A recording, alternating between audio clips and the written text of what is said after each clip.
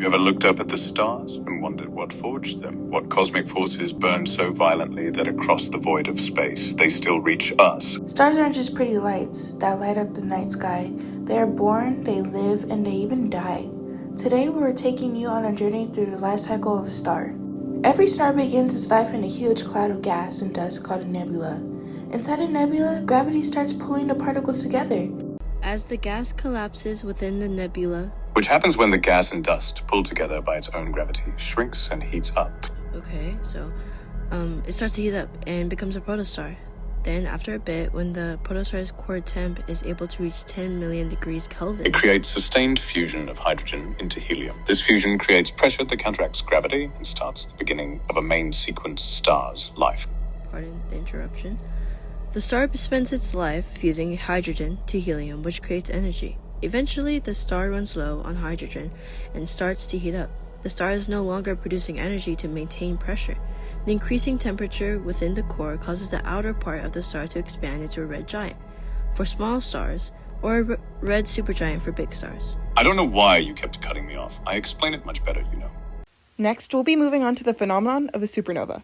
Watch this.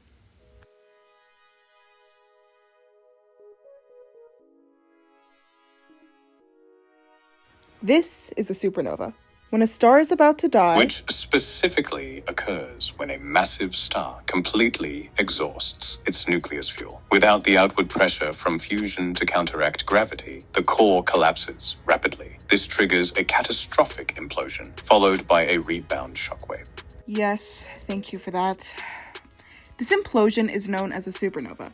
It sends enriching elements out into the rest of space, allowing new stars and planets to form themselves. The supernova itself, however, can form into one of two things. What remains of the core collapses into a neutron star, an ultra-dense object, or if massive enough, a black hole.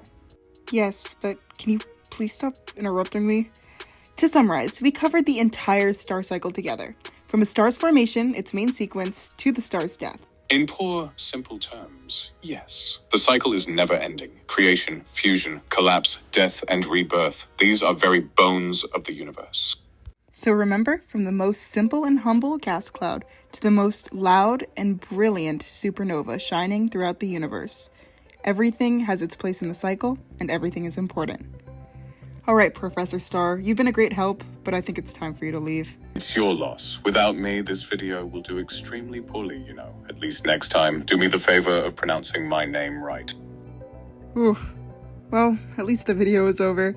Thank you guys all for watching, and I hope you enjoyed the video.